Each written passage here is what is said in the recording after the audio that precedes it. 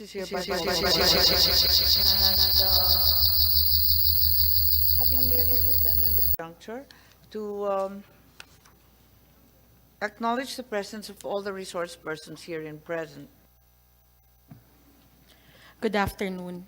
The Committee on Foreign Relations would like to acknowledge the presence of our distinguished guests, namely, from the Department of Foreign Affairs, we have Assistant Secretary Maria Elena P. Algabre, Deputy Assistant Secretary Rafael S. Hermoso,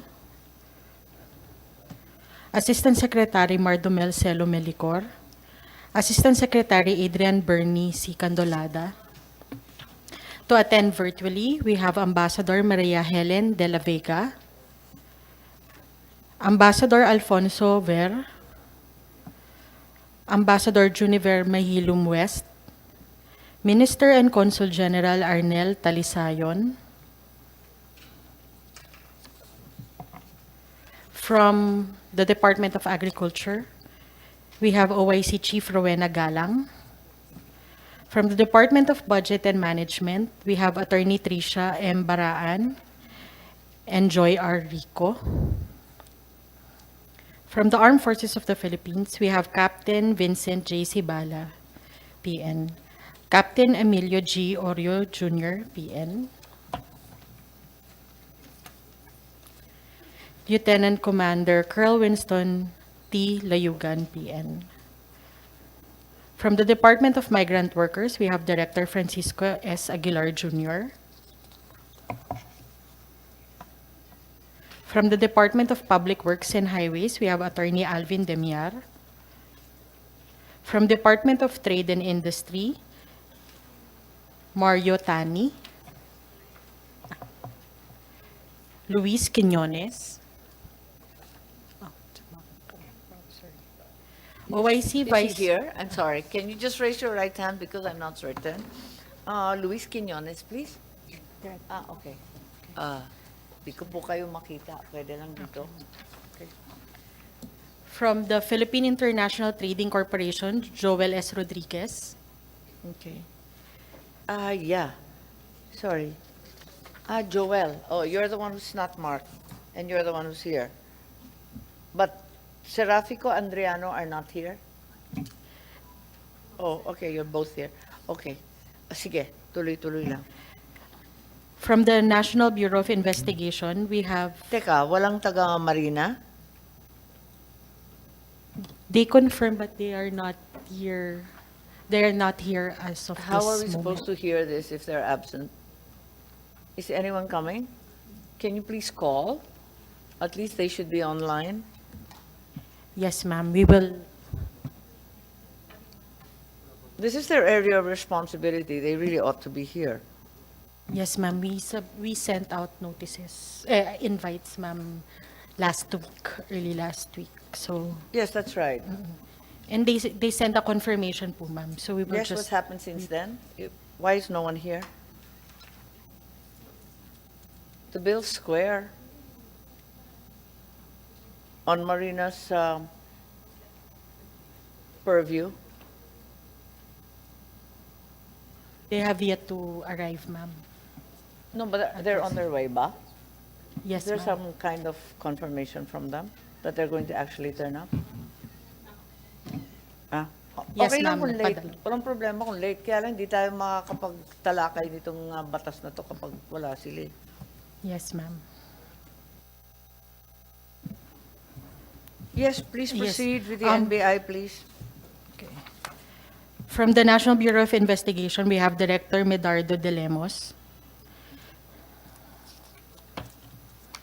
Supervising Agent, Filipinas S. Astrero. Okay. Head Agent, Christopher N. Godinez. Attorney Alice L. Aquitbanek.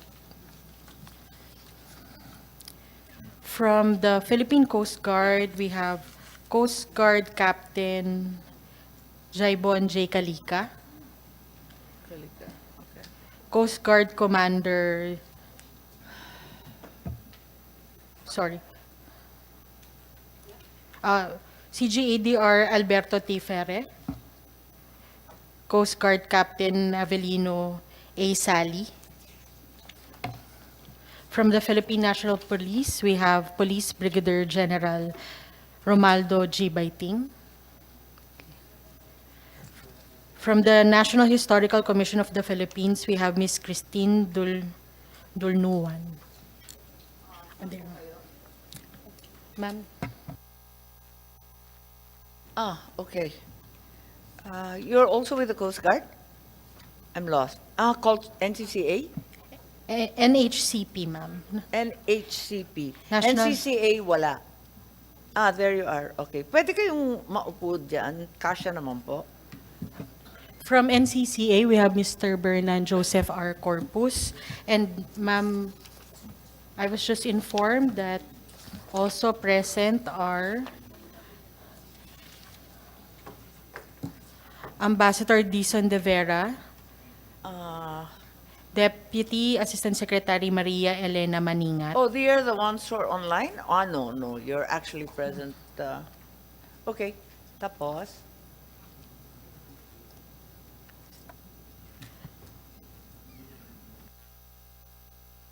Yes, That is will be all? all, ma'am. Thank you. Yes, thank you very much. As you know, we have a lengthy agenda, but that being said, we nevertheless have fairly similar bills.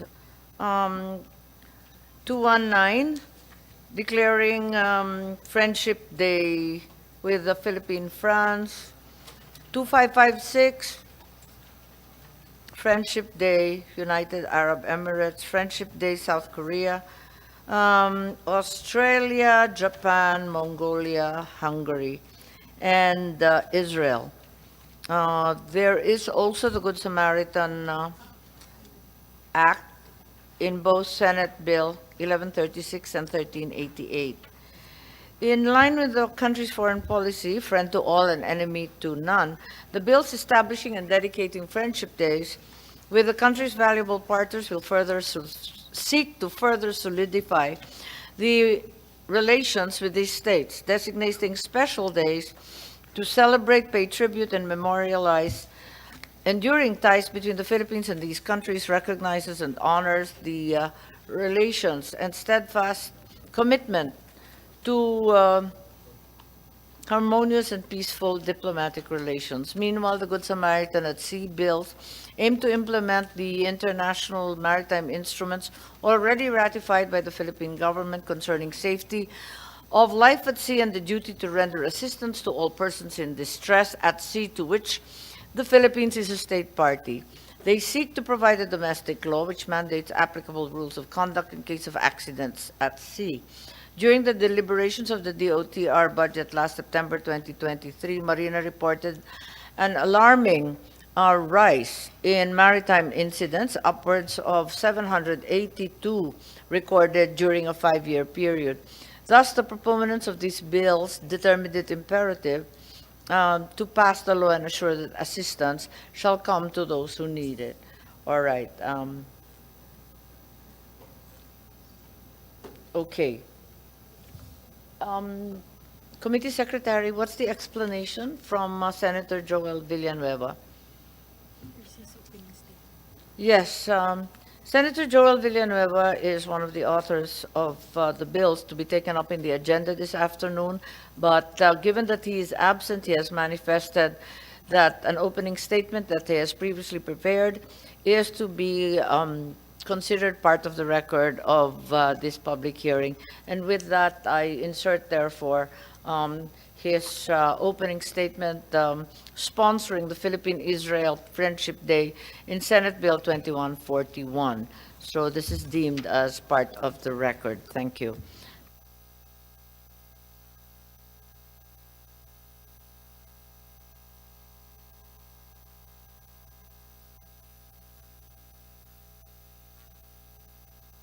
Okay, so it's quite a few of these.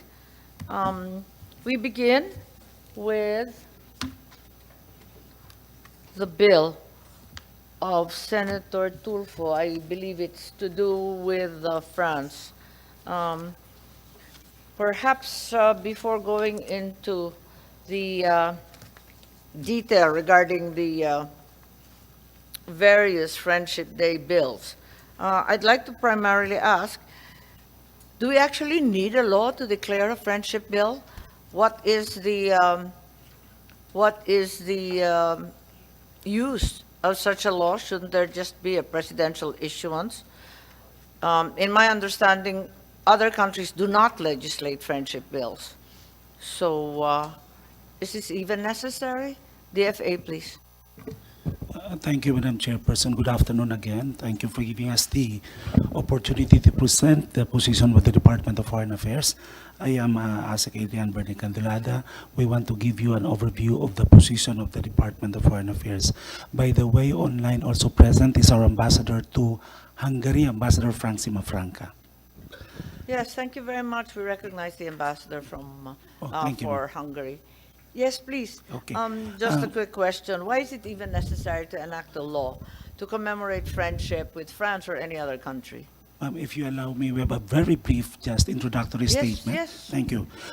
Please We proceed. generally support the objective of the bills, all the bills proposing commemorative events under consideration, which is to commemorate the milestone years in our bilateral relations. In fact, the Department of Foreign Affairs, through its Foreign Service posts, celebrates these milestones on a regular basis. Diplomatic missions in Manila also initiate such activities almost always Sorry, I on a didn't get the reciprocal first basis. sentence. What was it? We commemorate the milestone years in our Yeah, bilateral okay. relations on a regular basis, which means on a regular basis, every 5 years, normally 20 years, 15 years, we do Sure, that. sure. Okay. And also our diplomatic missions, resident embassies here in Manila also do the same. Also what? Do I the think same. there's Also do the same, sorry. also? Also initiate such activities. They Yes, also but these initiate. are activities. I know for a fact that Spain, for example, we have a Philippine-Spain friendship bill, but it appears that there isn't a counterpart bill in Spain. So other countries don't do this. Yes, ma'am. If you asked us if there is a legislation on the part of our other countries, which we have diplomatic relations, we are not quite sure of that there is none. In fact, we are not aware of any legislation which also calls for a commemorative event as far as Philippine relations with a specific country. I think necessarily, as you indicated, we've always celebrated landmarks and Yes. years such as the 10th year, the 50th year, and so on. Parati naman talagang pinagdiriwang yon. Pero kinakailangan pa ba isa batas ito? Our position is that it is not necessary through Okay. legislation, ma'am. If That's we- correct. if you- And also that the other countries do not legislate the same. Yes, ma'am. For example, the Philippine-Spain friendship is not declared likewise in Spain. Isn't that correct? For specific questions, I will ask our heads of geographic office to answer that, ma'am. But if you allow me, we have two more arguments to present to you. Your To just- arguments are pro or con? More code, ma'am. Yes, correct. No, it's fine. It's just a Okay. yes or no. Such The commemorative, authors aren't here in the first place. we also think that the proposals like this would entail general appropriations on a regular basis. Yes, and- there's a level of concern with can the be costly. first one, which is the Philippine-France one. It involved 15 million and also falls under one of the cultural affairs groups under the NHCP and not the DFA, which I thought was peculiar as well. In fact, for us, due to our tight fiscal policy, it is more prudent for us to do these things on, not every year, but on significant years like 15, 20. That's correct. Yes, what I know is 50 years is usually the operative time frame, di ba? Thirdly, ma'am, we have also to take into consideration the political sensitivity of this proposal. Of course, other countries would ask why we are only doing this to several countries, not to others. So there is a political sensitivity component into this proposal. Yes, I think there's a level of concern with regard to the Philippine-Israel Friendship Day. this might not be the best time to do so, to pass such. For other questions, yes. For other questions, ma'am, we have the heads of our ASPAC, our Middle East, and our European affairs to address some of the questions, specific questions. Ma'am. Thank you. Okay, that's great. Is there anyone else who would like to weigh in on the propriety and necessity of passing Friendship Day bills with various countries? Anything else we'd like to add? Firstly, we don't have any friendship bills with ASEAN, which should be the first circle of friendship. Wala namang ganun, di ba? So I'm a little curious as to the need for this. Sige. And if absolutely necessary, if there's some urgent, compelling, and very important reason to declare a Friendship Day, surely an executive issuance from the President would suffice. What are your thoughts, DFA, please? Definitely, yes, ma'am. It doesn't have to be through legislation. It can be done through an executive order, administrative order, or maybe in fact, Nothing at all. I mean, you just celebrate it, on right? the part of the Senate or Congress, you can pass also a resolution. Yes, which we declaring have which on we have done occasion upon basis. visits by the foreign minister or the counterparts in the foreign senates. We've done that regularly, that's Yes, correct. ma'am, that's good. Thank you. So we can have a very short hearing. This is great. Okay, so you're saying bills 1 to 8 may no longer be necessary.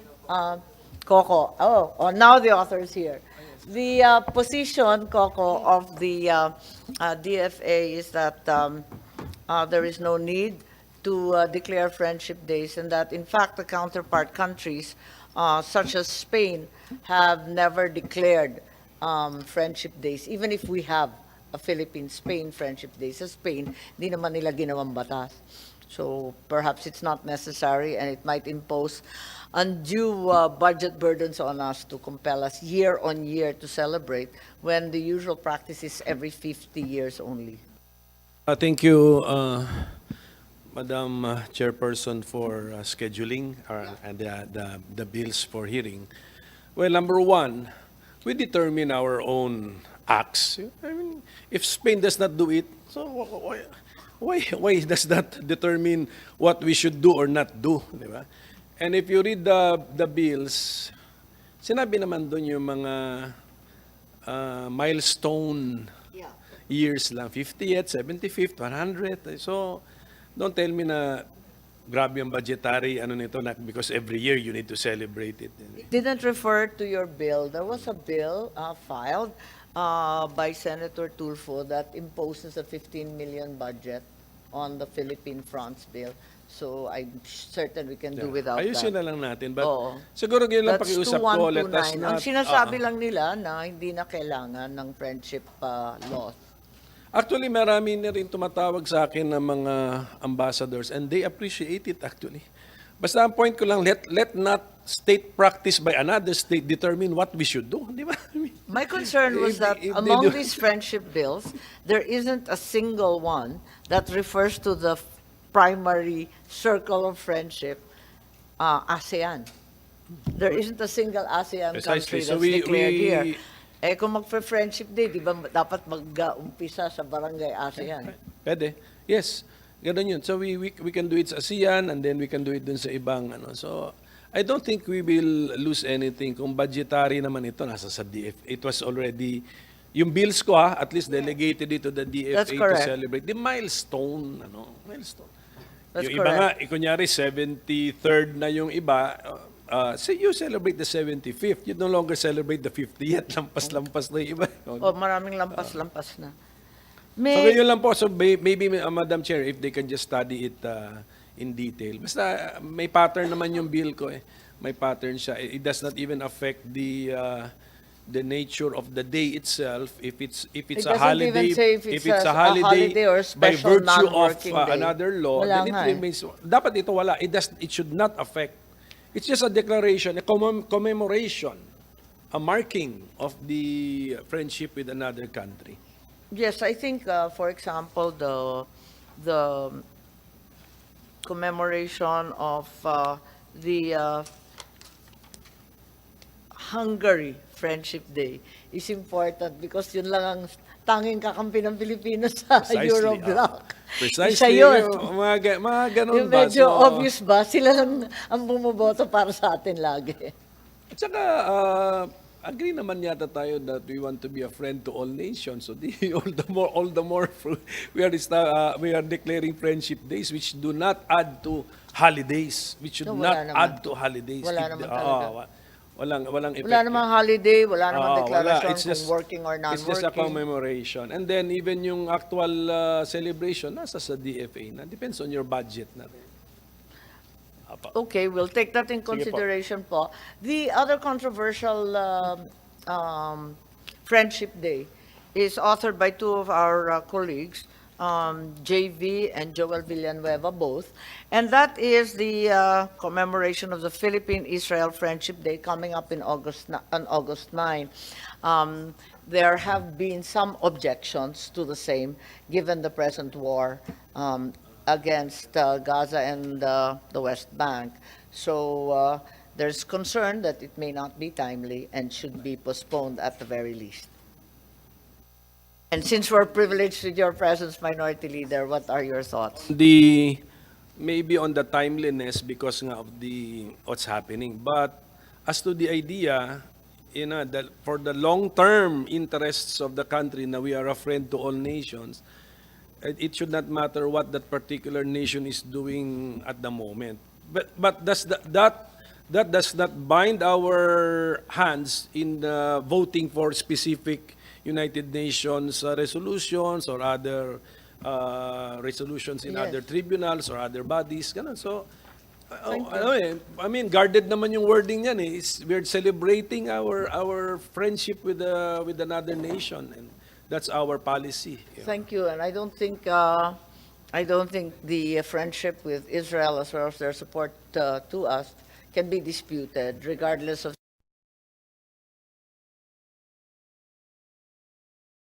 I think we can proceed to a TWG.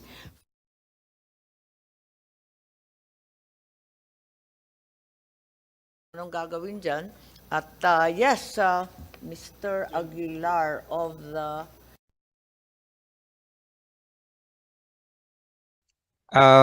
Actually, Madam Chair, the DMW is holding a friendship week. It's a friendship week. We just started it last year with is there a Canada, specific country? Just Canada. Germany, and we just finished last month for Romania. And this coming month, it would be a friendship week for Austria. Magkasama po kami ng DFA. Asik Algabre is here, so kasama po siya during the celebration.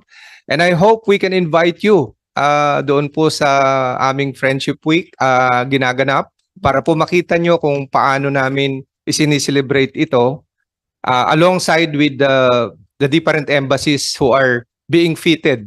Yeah. Ang problema, si Minority Leader at ako, pareho na kami tinatamad magbiyahe. Doon ba? Dito lang yata, sa mall lang yata. Doon Dito sa mall? eh. Mall in Sa Metro Manila. DMW lobby po. Dito lang pwede. Pero mga ayaw na ng biyahe ng mga ito. Ayun. Yung iba gustong-gusto bubiyahe, kami naman kontrabida. And Madam Chair, we also have a video of how we have celebrated it, just in case you wanted to see how Oh, this that'd is be being great. I done. think you can submit it and make it part of Apo. the record, and the TWG can take it into consideration. Maraming salamat kasi Madam Chair. hindi babanggit yung DMW dito. Ang tanong ko lang ito, bakit nyo naisip yon? Sige nga. Okay. So, Thank you, Senator Coco. Ito po ay naisip ng DMW because we believe na through this we can easily establish the rapport from our counterparts, and we saw it after we have done the Friendship Week kung gaano ka-receptive, ano yung epekto doon sa aming ginagawa at doon sa aming pong hinihiling, especially when it comes to the welfare and services for our OFWs, which is being hosted by those countries involved.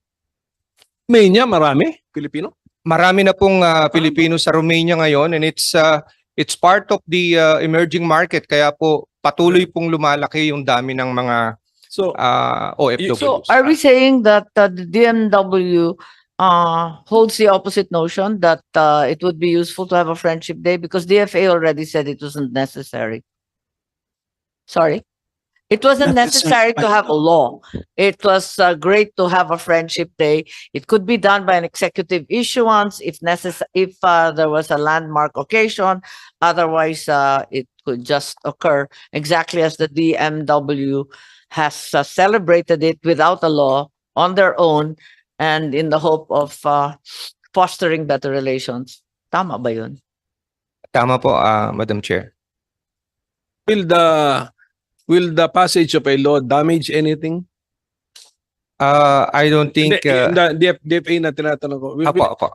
Kasi sabi nyo, it can be done by executive action. So, if there is a law, kasi executive action, expression naman ng executive sentiment yon. What if expression of legislative sentiment in a law?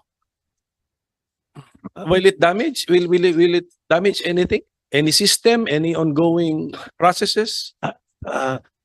Not damage in a sense, Your Honor, but we don't think that we can pursue activities without the law. For example, we have been doing commemorative events, not necessarily on National Day celebrations, but usually it is events such as commemorative events are associated with the celebration of our National Day celebration. And we highlight commemorative Sorry. events. As a Candolada, you're arguing against yourself. No, You just said that you cannot celebrate unless there's a law. our position is lost. that we don't have to have a law to be able to celebrate specific special day with a specific country. No, as we have argued that we have center position one, it's not, there is political sensitivity in some aspects. Second, it imposes on us the need to have appropriations, and we have a hard time at this time even asking for additional financial support. And of course, we think that we can proceed with the activities that we have without necessarily a law to be passed. And but we are proposing, if you allow us, Your Honors, we have something in mind that if we have to come up with specific activities, because the problem of implementation is always a problem for several of our foreign service posts. We cannot proceed with big activities precisely because we are limited with funds. Our proposal, it is just an idea at this time, is that we come up with an omnibus bill that would provide funding, and all foreign service posts making or celebrating commemorative events have access to these funds. Thank you.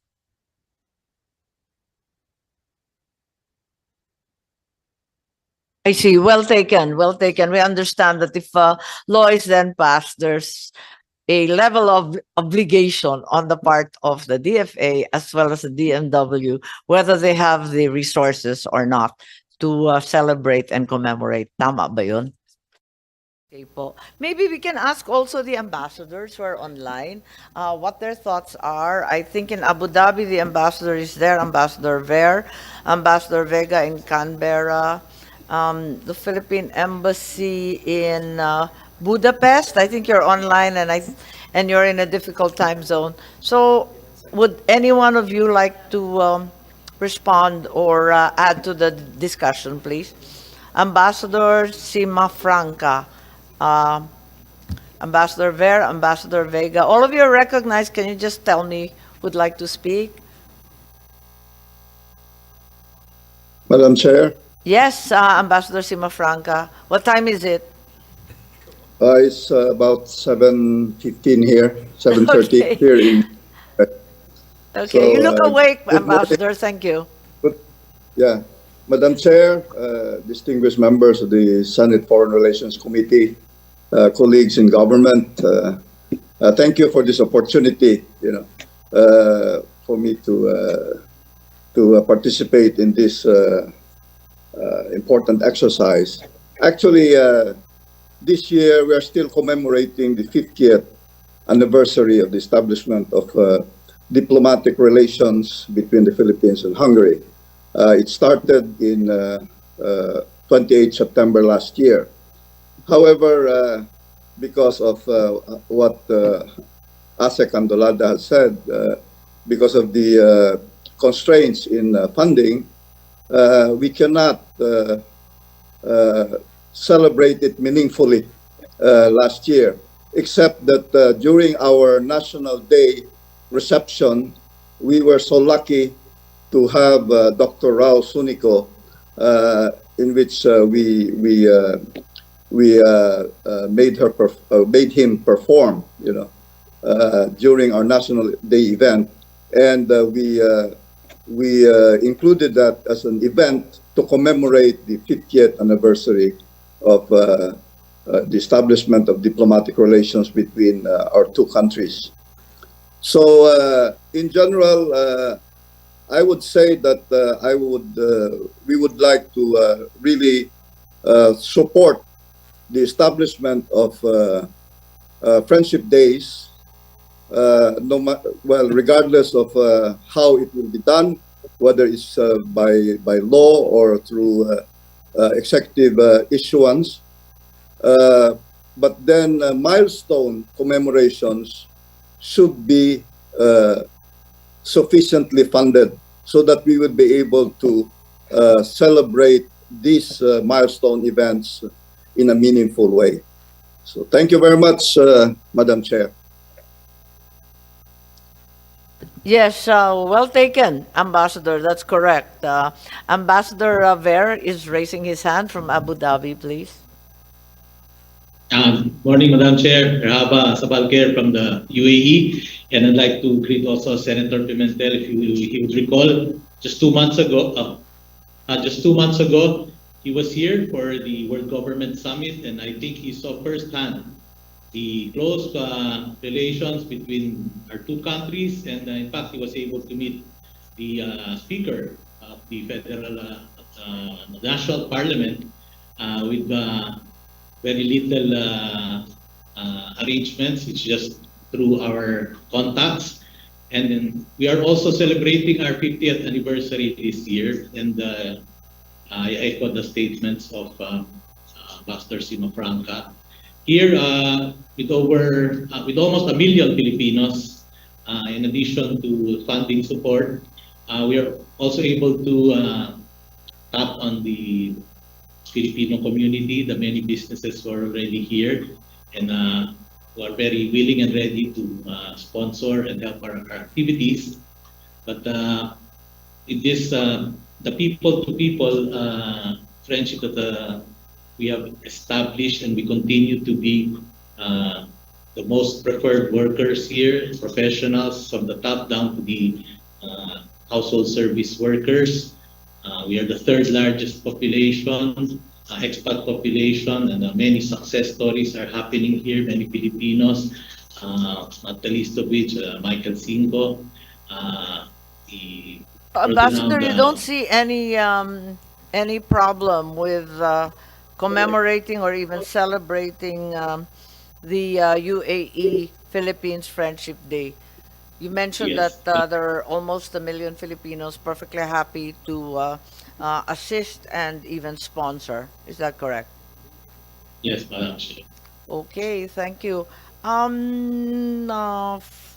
The ambassador, perhaps from South Korea, from Seoul, Ambassador De Vega, please.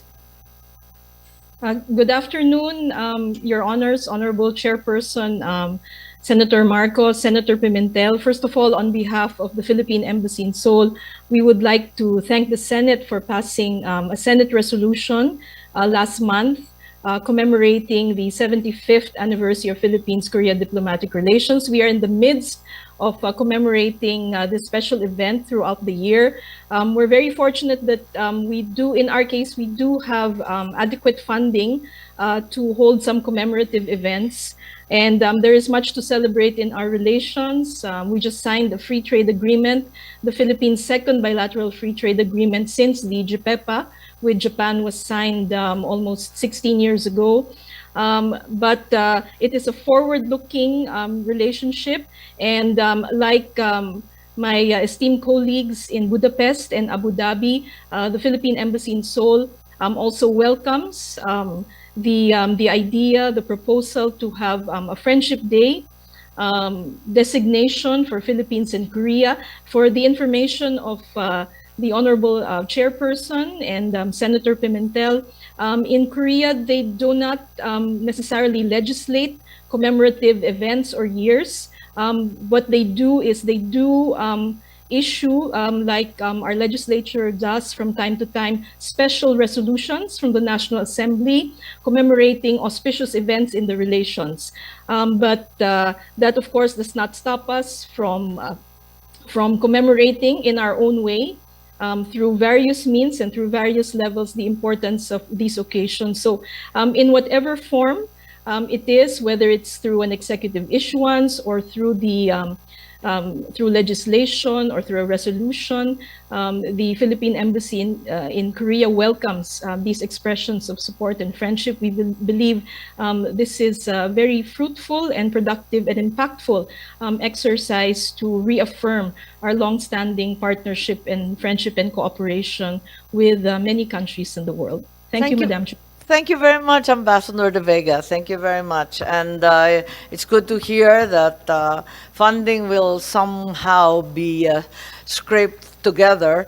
And as you have done, as all the embassies have done, time and time again, each Independence Day, June 12, each Christmas holiday, the embassies somehow scramble together with the Filipino community, with or without a budget release from the DFA and the national government. Nagagawa naman ng paraan, ang gagaling natin dyan.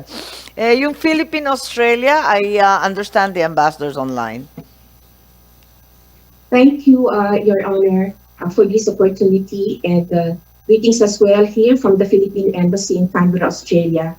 Ma'am, on your first query, whether it is necessary to have a law, as far as the Philippine-Australia Friendship Day is concerned, meron na po kaming a presidential directive that was issued in 2016, and in fact, every May 22nd, we are actually commemorating Philippine-Australia Friendship Day.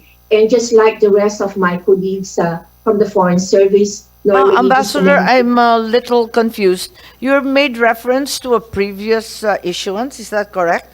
That already declares the 22nd of May as a Friendship Day.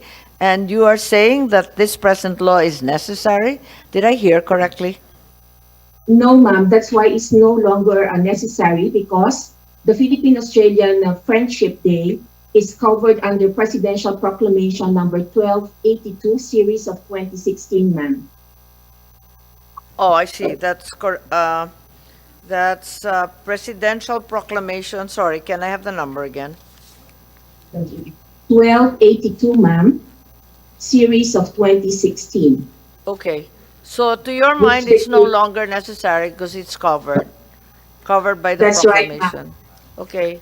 Yes, and with reference to the proposal made by Senator Pimentel, sinabi po niya kanina some reference that there is this executive action, but then there may be also some interest from the legislature, and there was some suggestion of a resolution.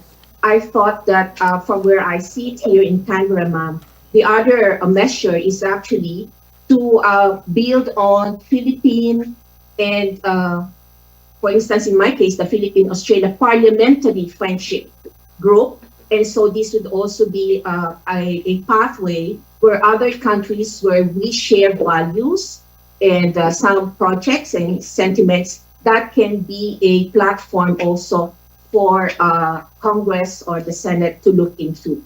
Thank you, ma'am, for this opportunity. Thank you very much, Madam Ambassador. Are there any other ambassadors online? Would the embassy in China like to comment? The embassy in Paris like to comment? And there's Tokyo still, I think. Yeah. And Israel, sorry. Okay.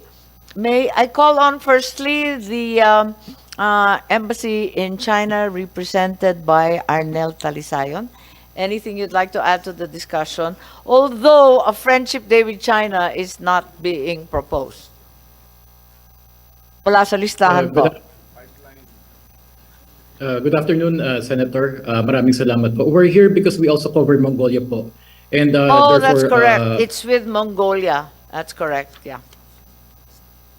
yeah, yes, Senator. And for us, Madam Senator, The we support, Mongolian senators, the Senate came very recently to our Senate, and yes, would you like to make a comment about the Mongolia Friendship Day, which is part of the territory covered by your embassy?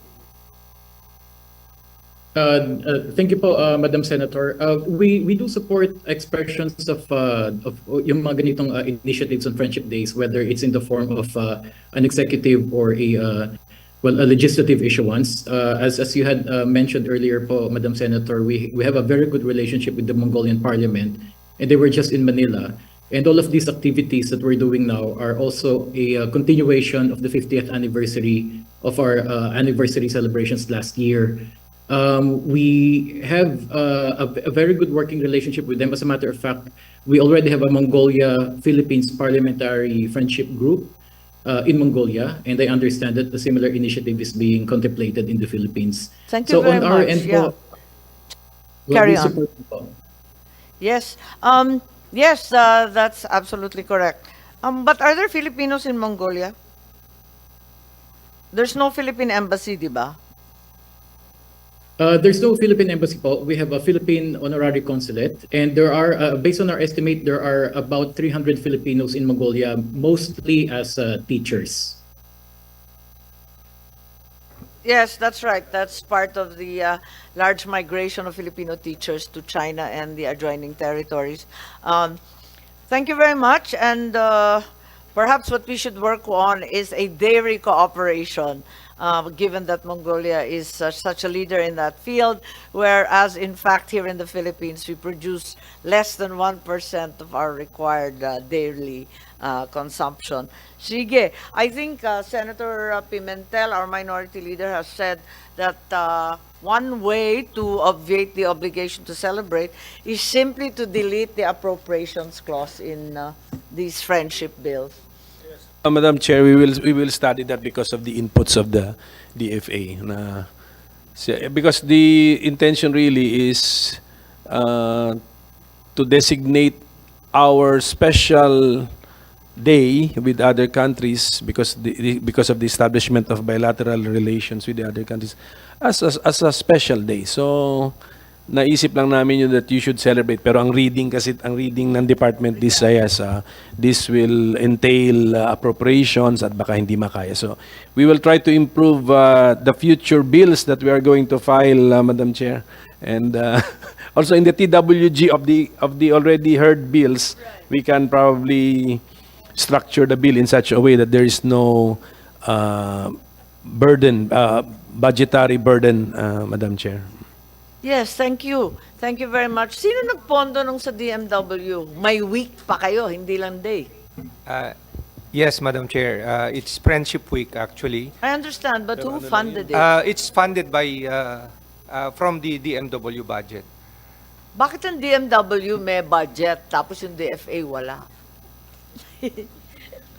Pero ang ano kasi yun ang designation ng Friendship Week, parang arbitrary na yun sa DMW. Yung sa atin kasi really the day that we establish bilateral relations with specific countries, yun ang gusto kong by law na designate yung day na yun as a special day because of that reason. And may I add, Okay, Your Honors? sorry. Usually, these commemorative events are pursued or implemented by our foreign service posts. So, sa labas naman kailangan mo ng budget talaga. You don't have support services from other agencies. So, the embassy should have the wherewithal to make sure that the celebration is meaningful. Thank you, Mr. Okay, I think the ambassador to France is around or the DCM in... Madam Chair. Yes. Actually, ang point ng bills natin is dito sa Pilipinas, for Filipinos to be aware of the the bilateral relations with other countries. Oy, naka 75 na pala tayo with that country, mga ganun. So, kaya nga, we can really do it in such a way na we will lessen the budgetary implication. Okay, at this juncture, I'd like to recognize also the DCM and Congen in Tokyo. Would you like to weigh in on the subject of the Philippine-Japan Friendship Day? Good afternoon, Madam Chair. Good afternoon, Senators. Good afternoon, colleagues. Ma'am, for Japan, in 2005, a proclamation was signed by then President Gloria Macapagal Arroyo declaring July 23 as the Philippine-Japan Friendship Day. Although we defer to the wisdom of the So pareho kayo ng Australia Yes, na ma'am. meron Similar ng po to- presidential proclamation, in fact. Yes, ma'am. Similar po to Australia, ma'am. Although po we defer to the wisdom of the legislators on whether there is a need for a law declaring again July 23. So as when a- July 23 comes round, paano kayo nagse-celebrate at sino nagbabayad ng gastos? Normally po, ma'am, may hosting po kami with the Japanese. Sa MUFA, we every year po, the ambassador would host a luncheon with MUFA to celebrate Philippine-Japan Friendship Day. But during milestone celebrations po, like in 2026, we'll be having the 70th, ma'am, it will be a bigger celebration po. Normally, ma'am, 2 years before the milestone celebration, we propose it in the budget for a series of celebrations, ma'am. So you proposed it in the GAA budget? Yes, ma'am. For milestone po, ma'am. But every year po, we have a luncheon with the MUFA, ma'am. I see. With the Ministry of Foreign Affairs. I see. Okay. And then perhaps we can call on the DCM, Eric Tamayo of Thank you. France, of the embassy in France. Any thoughts? Good morning, Senator. Yes, thank you. I would also like to, my ambassador is also online, but at any rate, I'm pleased to note that there's this resolution before us on the Philippine-France Friendship Day. There was a similar initiative undertaken several years back under Senate Bill 2639, declaring Philippine-France Friendship Bill at that time. And friendship days, either to special proclamations or legislation, can certainly significantly enhance ties with strategic allies and countries which we have shared history and values. So we believe these are very important celebrations, and they provide an opportunity to commemorate mutual respect, launch new initiatives, and enhance strategic partnerships. Thank you, but And, sorry. Yes, Yes, ma'am. the question is number one in the bill that was filed with regard to the Philippine-Paris Friendship Day. Firstly, it's not under the DFA, but rather under the NHCP. I think the NHCP as well as the NCCA is here, number one. And I'm sure they're also going to cry budget because they're already struggling as it is.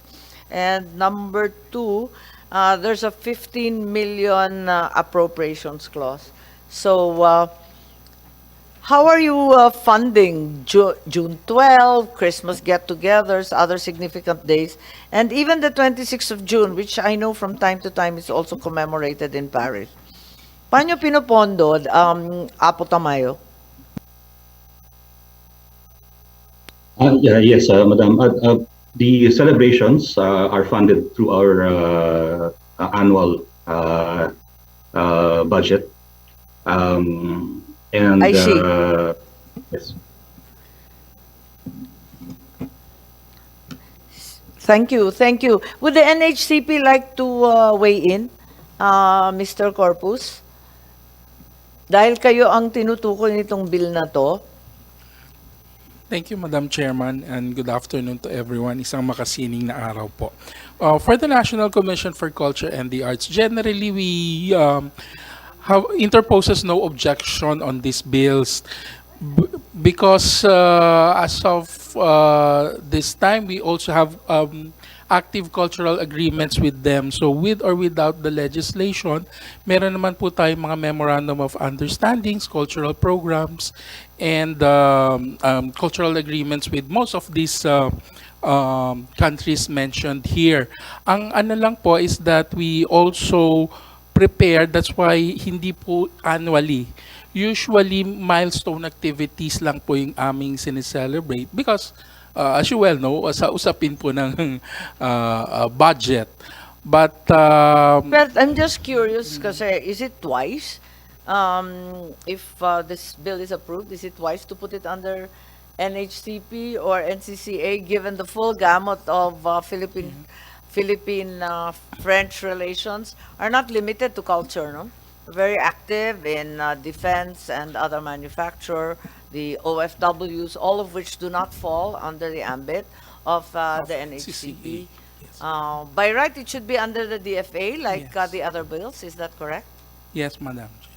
Yes. Okay. Thank you. I just needed that on record.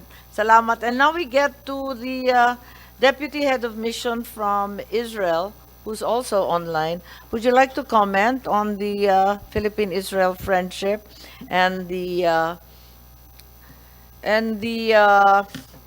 reminder that due to the massive civilian casualties inflicted by the Israel-Hamas conflict and the numerous allegations of war crimes, this is not the time to pass this?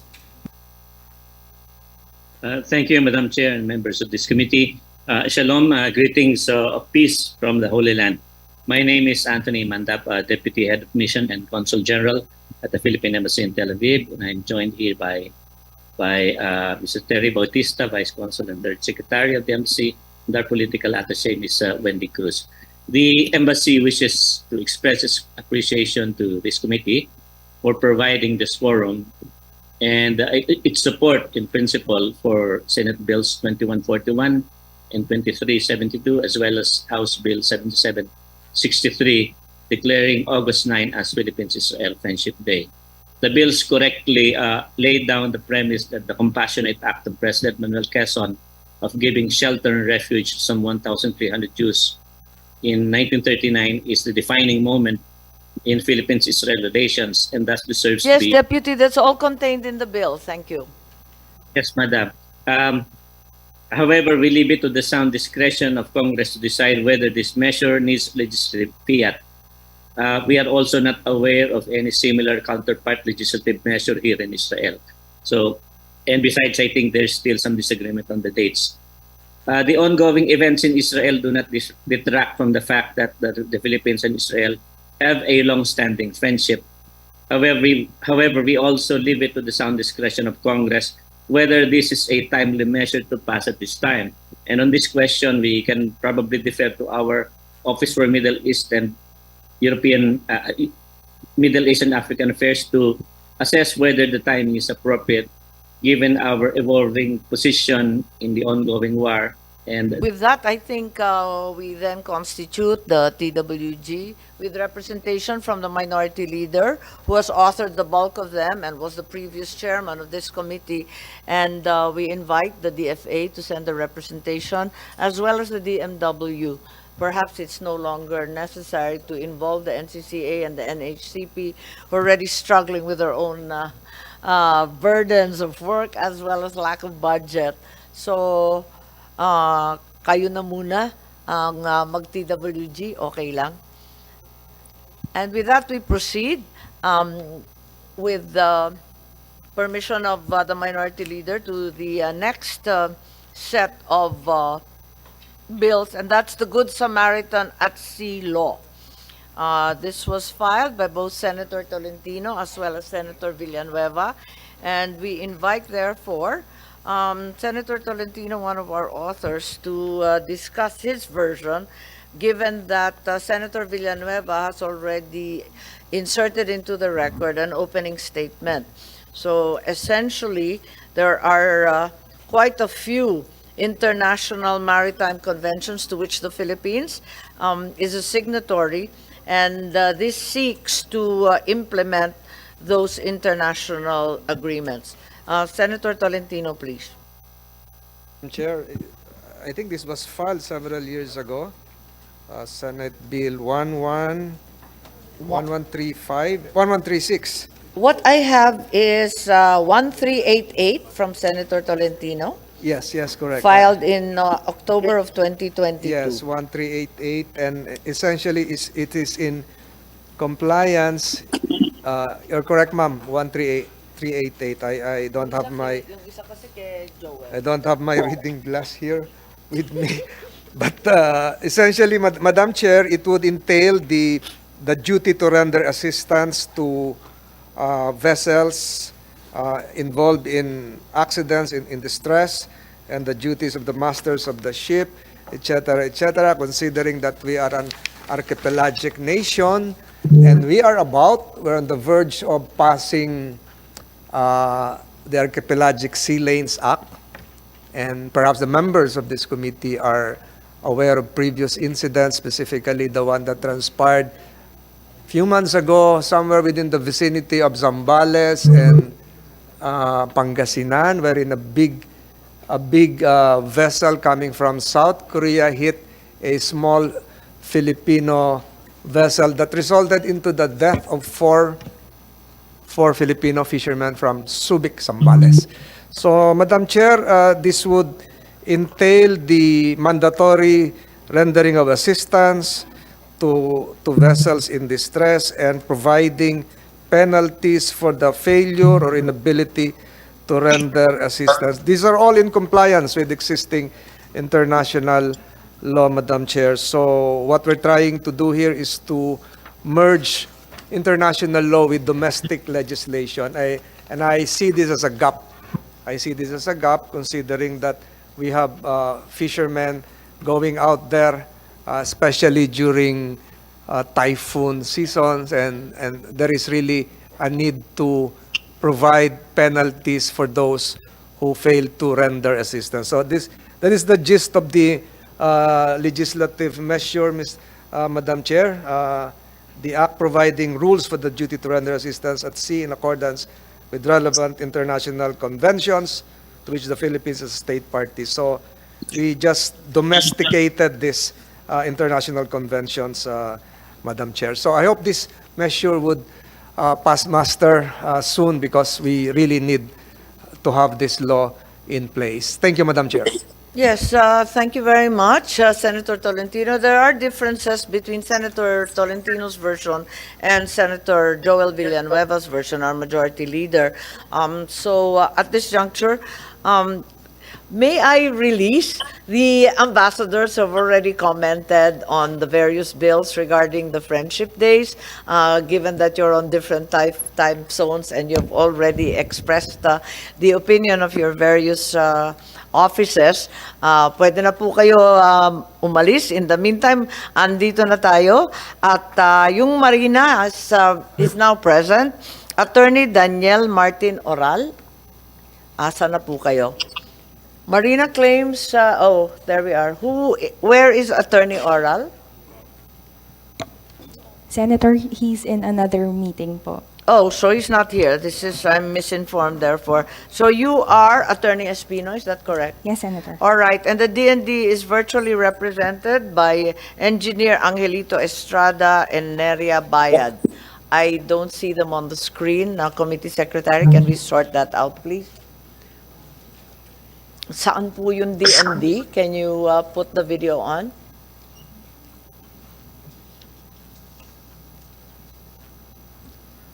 Okay, I'm still seeing the Eiffel Tower, which I don't mind, but you're released po.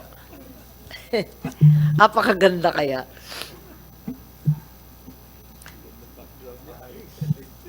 Engineer Estrada, is that you? DND, please, you're mute. Can you respond and identify yourself, please? Neria Bayad? Madam Chair, good afternoon. I'm Lieutenant Colonel Eric Bayad po. Okay, you're Colonel Bayad. All right, and there is an Engineer Estrada? Or are you the only representative of the DND po? Madam Chair, Engineer Sam Castro is present po. On board, ma'am. I don't see him. Committee Secretary, can you resolve the videos, please? In the meantime, let's proceed. For lack of time, we do have a session at 3 o'clock. Okay, Chapter 5 of the SOLAS requires that masters of the ships render assistance, covering all ships except warships. Is Chapter 5 not self-executory? Is there a need to enact a local, municipal, or national law to cover the same subject matter? Hindi po ba covered na yan and it's self-executory? Does it actually need translation into the municipal law? Yes, DFA please. DFA legal please. Po. Ma'am, I'm from the At Maritime. saka sa maritime din? Yeah, DFA muna. Okay, and then maritime, pwede kayong marina, pwede kayong sumagot? O maritime? Sige. Ma'am, thank you very much, Your Honor. I'm from the Maritime and Oceans Affairs Office, DFA. As to your question whether it's self-executory, we feel that it is, but it doesn't hurt to have this legislation as well. Yes, that's my understanding. It's self-executory, and that there is no need for municipal law. If I may interject, the measure would provide for the specific jurisdiction of courts. The international conventions, yes, which we have entered into, the International Convention for the Safety of Life at Sea, the UNCLOS, doesn't specify the regional trial court involved, the courts involved, even the prosecutor's office. So this bill would really detail specifically on Section 6 thereof, as well as the penalties. The penalties are not provided for under international law. Yes, that's so correct. with this, we'll have the exact amount, 10 million pesos, 20 million pesos, et cetera, as well as the other penalties that would require imprisonment. Yes, that's correct. However, it should be noted that there's a distinction between the two bills, given that Senator Tolentino indicates that jurisdiction should be given to the RTC, whereas Senator Villanueva indicates that criminal action shall be instituted in the RTC, nearest to the place or maritime zone. So, failing which, it should be the RTC of Manila. These are the things we have to settle, Senator Tolentino. In addition, the penalties differ, also as stipulated. Senator Tolentino is much harsher, with a 5 million fine versus the 100,000 fine of Senator Villanueva, and so on. So, I suppose we could align these during study at TWG, and we take cognizance of Senator Tolentino's opinion that in fact a detailed law indicating jurisdiction as well as the penalties would be necessary to effect the implementation of SOLAS, even if it's been around for, what is it now, 50 years. It's 50 years and there are no details on how it should be enforced. So this is probably necessary. The other issue is that, of course, Senator Villanueva limits the application of the Good Samaritan law to our territorial sea, archipelagic waters, internal waters, and Philippine flagged vessels within the EEC. However, Senator Tolentino does not provide for such limitations. So, what in the opinion of both Marina, the Coast Guard, as well as the DFA would be advisable? Should it be the limited area that are considered territorial waters under Senator Villanueva, or should it include larger unlimited zones?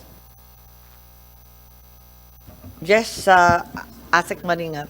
Thank you, ma'am, for giving me the floor once again. On matters involving the implementation and operationalization of the proposed measure, we defer actually to PCG because they would be able to designate really the scope that they can.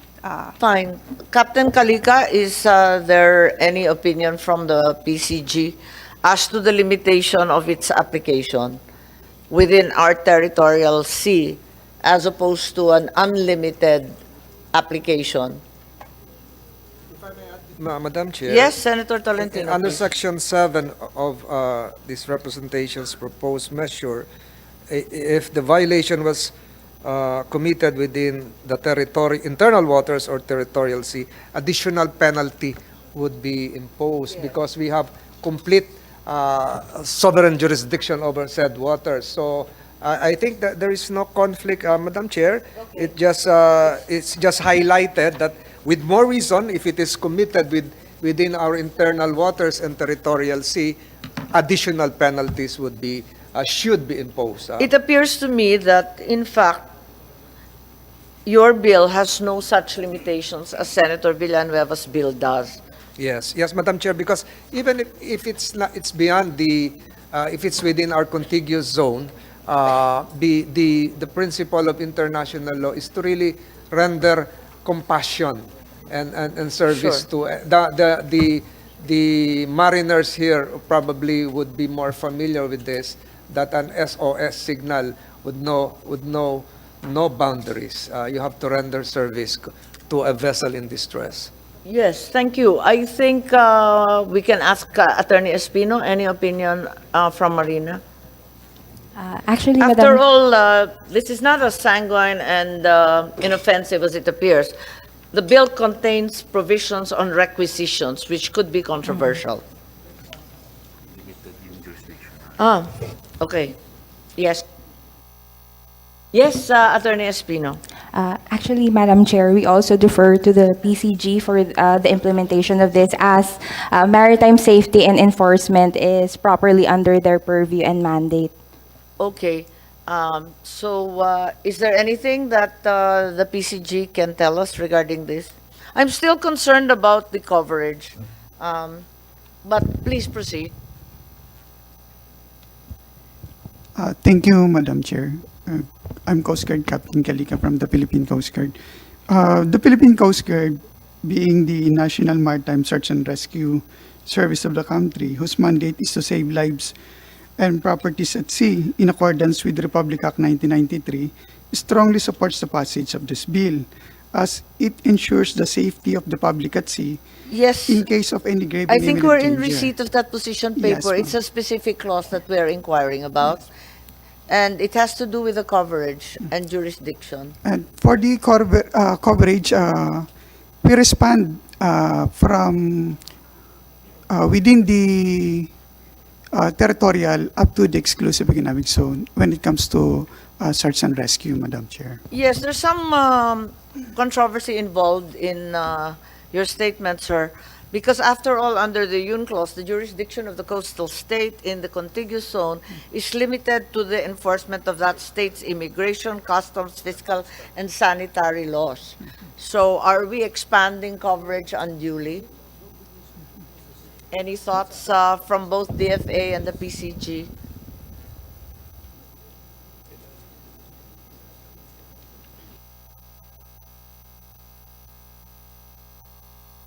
I don't have the answer. I'm asking you to help us here.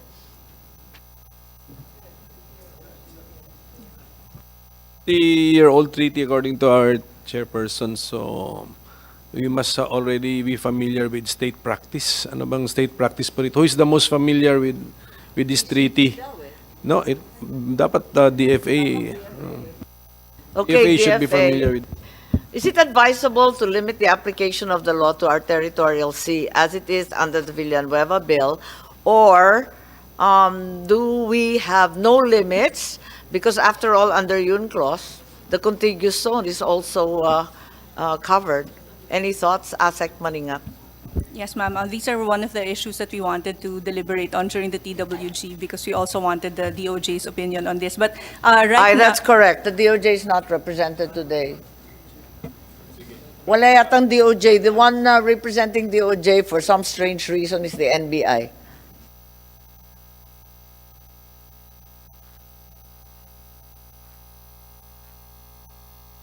Yes, well taken. That's correct. The DOJ should be requested for an opinion. Ano? Chair, just Yes, Senator one final Tolentino, thought please. before I leave. I think, Madam Chair, wait lang sa taas. Just one, we're all aware, and this is not controversial, that most of our fisher folks would fish insofar as the ends and length of our exclusive economic zone. And the exclusive economic zone, far beyond the contiguous zone, are rich fishing grounds.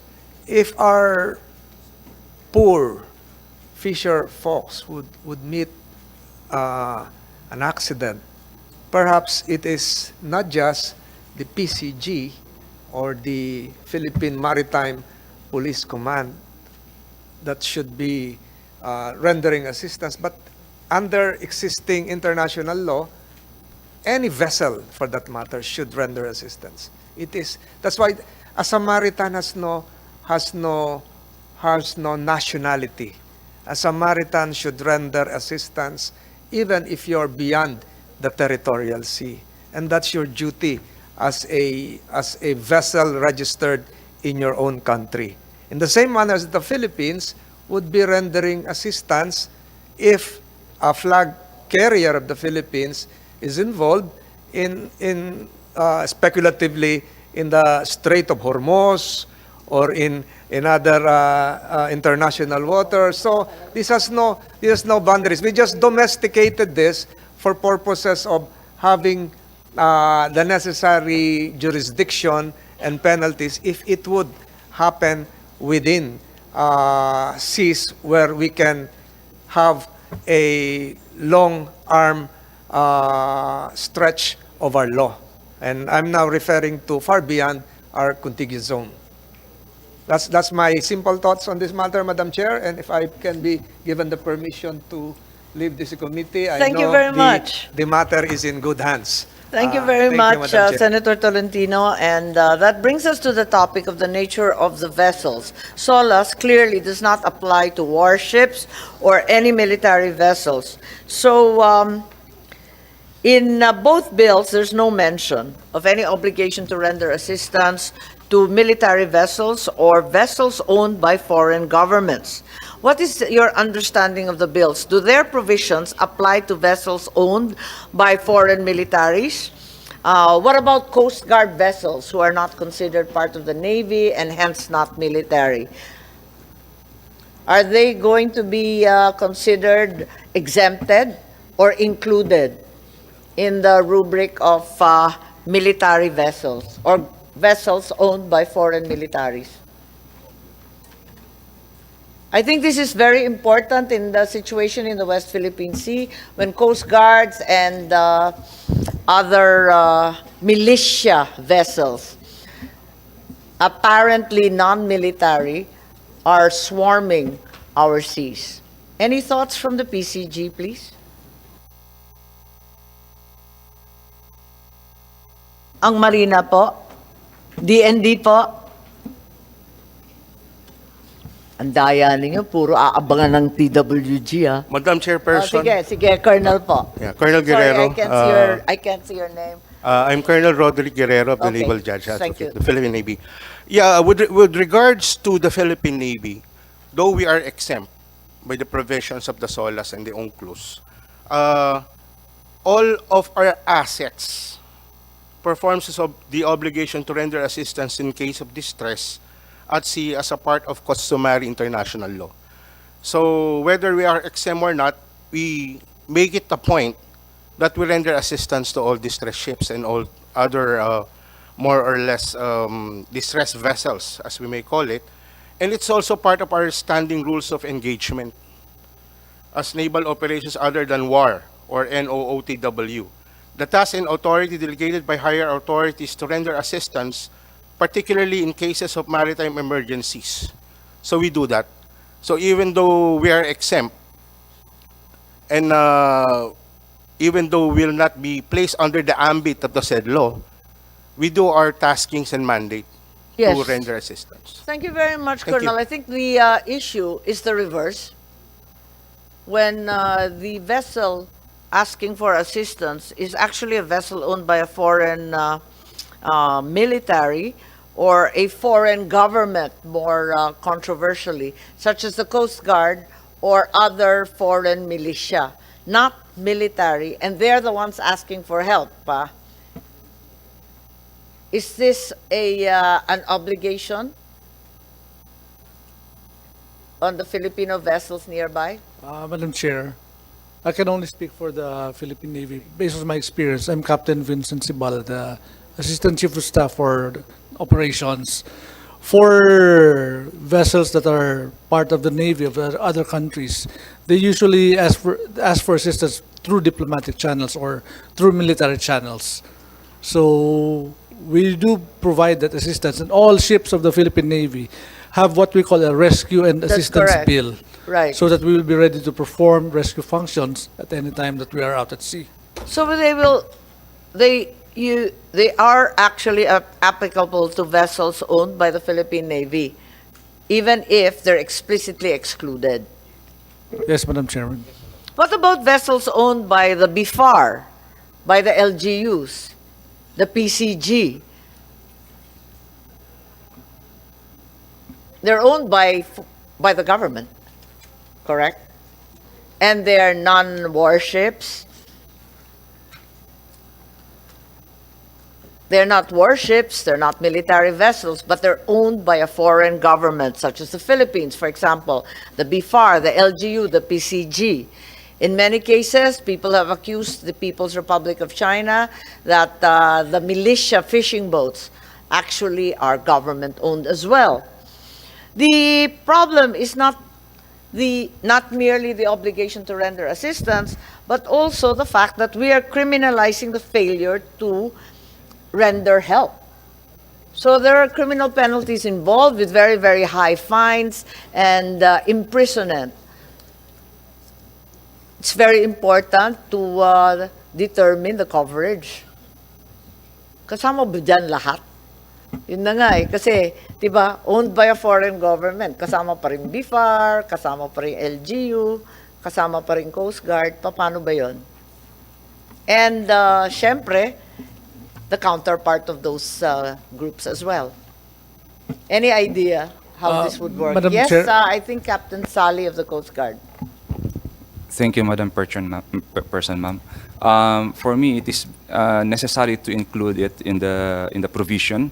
First, for reason that we should also consider that vessels transiting within our archipelagic waters or territorial sea, though they may be within our jurisdiction, that we have full sovereignty over those maritime jurisdiction, but we should still consider that they might be also in exercise of what we call innocent passage, which is, as a coastal state, we technically don't have Yes. any jurisdiction over Of them. course, we understand that. The question is the call for assistance, an emergency call. That's the problem. Yes, ma'am. Still, I think, in my opinion, ma'am, still we still have to categorize them and put them into the So we're not jurisdiction. always obliged to render assistance. Is that what you're saying? You have to understand that it's a crime to fail to do so, Yes, according ma'am. to these bills. So we need to define this very closely. That's exactly, ma'am, because I don't think that we have also a jurisdiction to penalize other foreign vessels within our territorial sea if they fail to render assistance, for example. Because this is the way I read the bill, it was crafted in that way. Tama yun. Kasi talagang we have no capacity to enforce this law. Thank you, Is that ma'am. what you're saying? Yes, ma'am. Thank you, Oo. ma'am. Yan ang problema. paano to? Kaya nga, and this gets more complicated when you involve all sorts of small fishing boats and those owned and utilized by subsistence fishermen, which has happened many times, ano? The bills provide for stiff fines, even imprisonment to fail to render assistance. But our fishermen, particularly the subsistence folks, do not fully understand perhaps the provisions of this law. Even we are having trouble disaggregating all these penalties and territories. Palagay ninyo, they should be exempted din, hindi po ba? Kawawa naman sila, they don't have the capacity to save themselves. Paparusahan pa sila ng 10 million kapag hindi sila nakatulong sa iba. Palagay ko, exempted na yan, ano? O, sige, dapat isulat natin yan. Kawawa naman. Yes, did the ASEC want to say something po? Yes, it's one of the issues that we wanted to discuss during the TWG, really, because the duty... Well, we're here, and yes, ma'am. I'd like to hear from you. Yes, so the duty to, based on our files, the duty to render assistance at sea extends to all areas of the oceans, including the territorial sea straits used for international navigation, archipelagic waters, EEZ, and the high seas. But the duty applies to all vessels without distinction, i.e. there must be a distinction between private vessels or warships or other vessels. So it wasn't quite explained here. Yes, And also, I am in full agreement. ASEC and Colonel Sally, parehong sinasabi natin na dapat hiwa-hiwalayin itong mga iba't ibang vessels na to. Hindi pwedeng labo-labo. Kailangan i-define alin vessel ba talaga yon. Kasi the only exception being made is warship and military vessels, when in fact there are other grades. There are other boats owned by LGUs, there's BFAR, there's the Coast Guard, whose nomenclature is getting confused, and thereafter the militias, and most of all the subsistence fishermen. Ano? So dapat lahat ng kategoryang yun, sulatin natin ng maayos. Yes, ASEC Maningat. ma'am, also we wanted to point out that the wording in UNCLOS on the duty to assist, the wording suggests that the shipmaster's duty to render assistance is limited under international law, and that shipmasters are required to balance their duties towards persons in distress and the safety and security of their own vessel and crew. So for subsistence fishermen, are they really in a position to give assistance? No, they can barely stay alive. I mean, as it stands. Subsistence nga eh.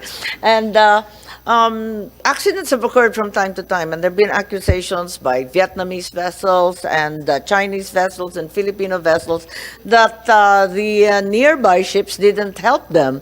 So I think it has to be more carefully understood. The other controversial provision is the one to do with requisitions. Some ship owners and shipmasters will find these provisions extremely onerous, and they'd be protesting that they're unable to comply. What's the extent of the requisitions mentioned in the bill? Will the PCG be allowed to actually physically take over the ship? Will the PCG personnel be allowed to physically steer the ship, control the engine, take over the bridge, the communications, the radar, and so on?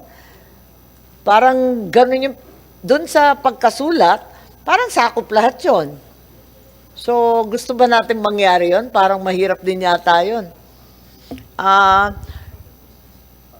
What happens, the master of the ship will also take over the ship being requisitioned. For example, a fishing boat is in distress, and this has happened many times, requested for the requisition of a nearby mega oil tanker. Can the master of the fishing boat demand that he will physically control the multi-billion oil tanker? It's so not happening, di ba? Kasi may requisition eh. So, iti-take over ng master of the ship. Palagay ko, laughable, ano? Parang komedya naman yata mangyayari niyan.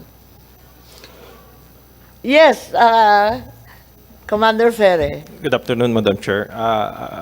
Some clarifications lang, ma'am, no? Kasi doon sa requisitions po yung ginamit natin. But on the real scenario, what we're doing is designating, ma'am.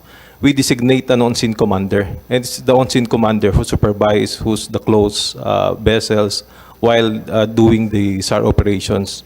Parang supervision po yung nandiyan. Until such times that authority like the Coast Guard will come in and take over. So it doesn't really happen that they take over. Yes, ma'am. No, ma'am. The Hindi po ship. siya mag-take over dun sa That's ship. Kasi right. it's the captain who knows his ship and all the communications are just being That's right. communicated on the on-scene That's commander. exactly what happens in reality, no? But perhaps we should write the bill more carefully, especially the provisions on the requisition. Kasi mukhang madugo yata yan pag tinake-overan yung malaking tanker. Pagtatawanan na tayo niyan, hindi naman po pwede yan. What about the safeguards against baseless requests for requisition? There should be safeguards also, no? Perwisyo lang yan, di ba? Kung minsan, panggulo lang, paano ba yon? Maybe there should be some penalties also, or sanctions, or warnings, or something. Hindi rin pwede yun, di ba? Hassle yun, mayat-maya, pinipeste yung mga barko. Hindi man po pwede yun, di ba? And the other thing is, how do we make sure? Kasi natatakot na ako sa nangyayari sa Red Sea, yung mga Houthi. How do we make sure that criminal groups and terrorists and pirates do not feign distress, request for requisition from some nearby ship, board the requisition ship to carry out unlawful acts? Yung pala titirahin na nila lahat nung nandun. Mangyayari yan eh, kasi magkukunwari sila na in distress, mag-emergency signal, tapos hahayaan mag-board kasi may requisition. Can that actually happen? In theory, it can, and it has actually in the Red Sea and elsewhere. What are your thoughts? How do we prevent that happening?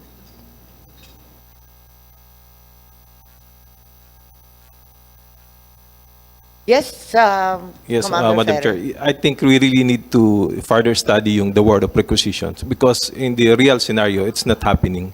Yeah, because it's the master who knows his vessel.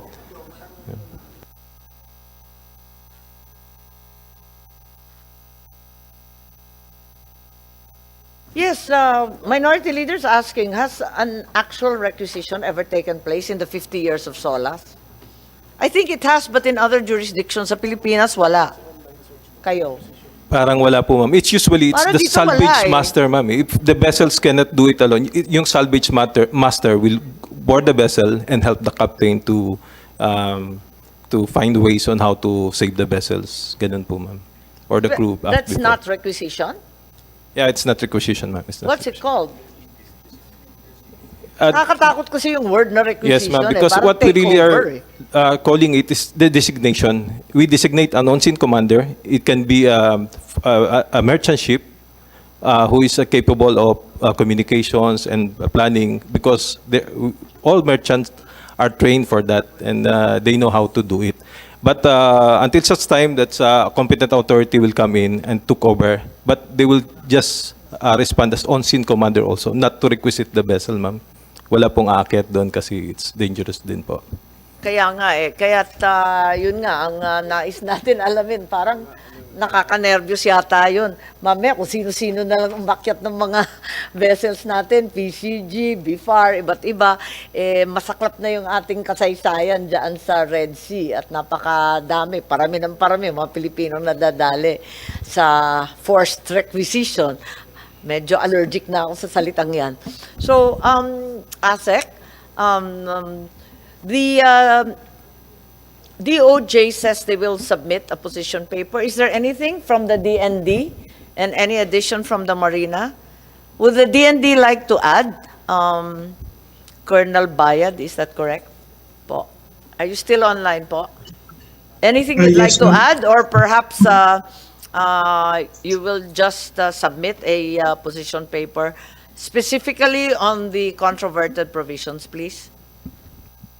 Ma'am, we will just submit our position paper for the bill. Okay, because there's still quite a few burning issues outstanding. Attorney Espino of Marina, may madadagdag po kayo? As to the issue, Madam Chairman, of requisition, as far as our records show, requisition has not been performed yet as it is, in fact, a tricky issue. So, we propose the inclusion of provisions setting parameters as arbitrary requisition might tantamount to arrest, which we simply cannot do without legal basis. Yes, thank you very much. We agree. It's tantamount to arrest and really looks like a war measure. So I think there is really not much for the NBI to comment on, except that you should be our messenger to urge the DOJ to come out with their position paper, particularly on the controversial provisions as soon as possible para ma-decisionan natin to. Okay. Naging postmaster ka na lang. Okay. Are there any other ideas or other problems that we need to air before we resort to a TWG? Madam Chair, Yes, Minority the director of the NBI is here with us today because he is a good Samaritan. Yes, and he's rescuing the DOJ. Thank you very much. With that, I think we've covered most of our agenda, and we constitute two TWGs. The first one with reference to the Friendship Days, and a second one with regards to the Good Samaritan at Sea laws already filed as bills by two of our colleagues. Thank you very much, and especially thank you to our minority leader. And with that, I herewith suspend this hearing until the next hearing of the Committee on Foreign Relations. Thank you very much to all those who participated.